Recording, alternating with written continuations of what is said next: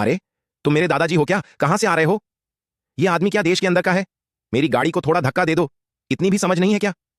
अरे, तुमसे बात कर रहा हूं छोटे हरे आंखों वाले। तुम क्या बोले? मैं बोला, तुमसे बात कर रहा हूं छोटे हरे आंखों वाले। मैं तो तुमसे नहीं, ऊंट वाले भाई से बात कर रहा था। अरे, मैं देख रहा हूं तुम बहुत तेज हो, है ना? नहीं, लेकिन तुम इतना उग्र क्यों हो रहे हो? रेगिस्तान पार करके 2 नदियां और फिर पहुंच जाएंगे। छोड़ो, मेरी गाड़ी को धक्का दो, जल्दी आओ। मैं धक्का नहीं दूंगा, तुम कर लोगे क्या? क्या बोला? मैं बोला, मैं धक्का नहीं दूंगा, तुम कर लोगे क्या? तुम इतने घमंडी क्यों हो? मैं बचपन से ही घमंडी हूं, ठीक है? तुम क्या पूर्वोत्तर से हो? तुम्हें सुनाई नहीं देता क्या? मैं तो साफ साफ बोल रहा हूं, तुम भी तो पूर्वोत्तर से ही हो। तुम जानते हो मैं कौन हूं? तुम कौन हो? मैं हूं 2 सिरों वाला हाओगे। अरे, मैंने तो कभी नाम ही नहीं सुना। अब क्या करें? इसका मतलब क्या है? तेरा मतलब क्या है? हाओगे को तो लगता ही नहीं था कि वह कभी मशहूर जादूगर लियू हाइजू से टकरा जाएगा। यह मुलाकात एकदम इत्तेफाक थी। कहानी शुरू होती है जब हाओगे अपने छोटे भाइयों को लेकर दिल्ली में टैक्सी का बिजनेस शुरू करता है।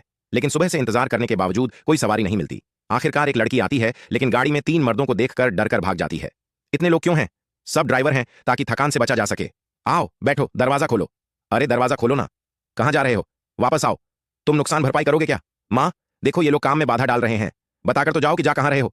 दूसरा साथी पूछता है कि आखिर हमसे लोग डर क्यों रहे हैं? क्या हमने कुछ गड़बड़ की है? 3 मर्दों को देखकर कौन सी लड़की बैठेगी इस टैक्सी में? क्या तुम डरते हो? अगर हां तो कहो, मैं स्कर्ट पहन लूं घर जाकर। कोई भी सामान्य आदमी इस गाड़ी में नहीं बैठेगा, समझे? तभी एक आदमी अचानक टैक्सी में चढ़ जाता है। वह कोई और नहीं बल्कि खुद जादूगर लियू हाइजू होता है। उसने इतने उतार चढ़ाव देखे हैं कि इन तीनों को उसने तवज्जो ही नहीं दी। जैसे ही गाड़ी चली, उसने कहा कि जब जगह आ जाए तो उसे जगा देना, वह सोना चाहता है। बाकी सब भी सोने लगते हैं। भाई, मैं भी सो जाता हूं, मैं भी झपकी ले लेता हूं। तो मैं भी सो जाऊं? कोई प्रोफेशनलिज्म नहीं है। तुम सो जाओ, मैं चला लूंगा। मैं तो आंखें बंद करके भी चला सकता हूं। लेकिन हाओगे को दिल्ली की सड़कों की जानकारी नहीं थी। वह गाड़ी घुमाते घुमाते सीधे रेगिस्तान में पहुंच गया। ऊपर से गाड़ी की टायर भी धंस गया। जब लियू हाइजू उठा और बाहर देखा तो हैरान रह गया। ये कहां ले आए मुझे? क्या ये देश के अंदर है भी? हाओगे को उसके जादूगर वाले स्टेटस से कोई फर्क नहीं पड़ता। सीधा जाकर कहता है, आकर धक्का दो।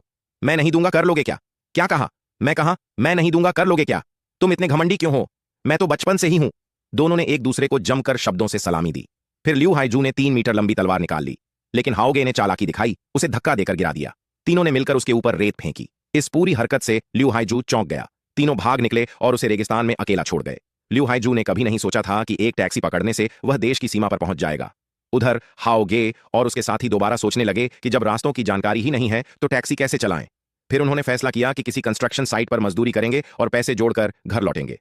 कुछ ही समय में वे मजदूरी करने लगे। तभी एक लड़का आया और कहने लगा, यहां काम करने के लिए फीस देनी होगी। हाओगे